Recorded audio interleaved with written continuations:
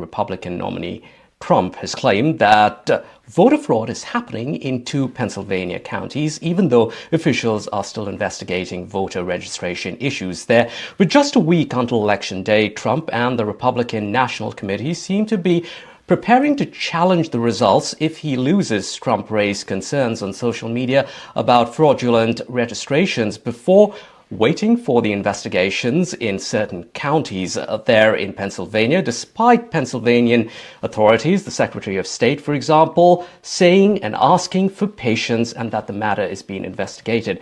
Meanwhile, the latest CBS News poll reveals that both Trump and Harris are tied in the crucial swing state of Pennsylvania. We are now joined by Robert Shapiro, who you saw earlier. Thanks, Robert, for staying on.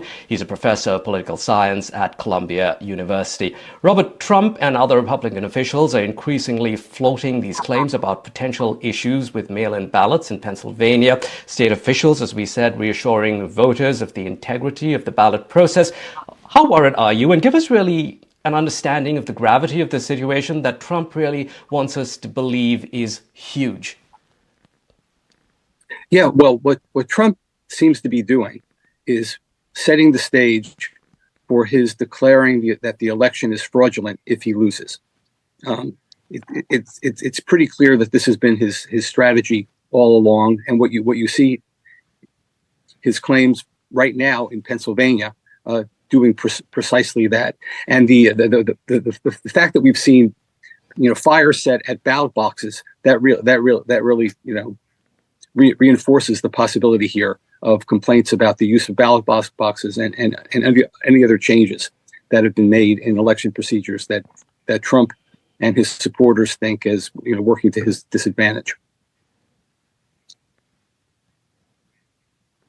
But on the whole, how concerned are you about the integrity of the election process? Because there are several people who actually believe what Trump says as far as the whole election likely going to be skewed, especially, of course, paving that way, as you said, if he loses. Well, with regard to the integrity of the counting of the votes and the determining the outcome of the elections, we saw in 2020 any claims of fraud were basically found to be unfounded in the courts. The 2022 election, by all accounts, was a free and fair election. Maybe it simply reflected the fact that the Republicans were able to gain control of the House of Representatives, even though they did less well than they expected. And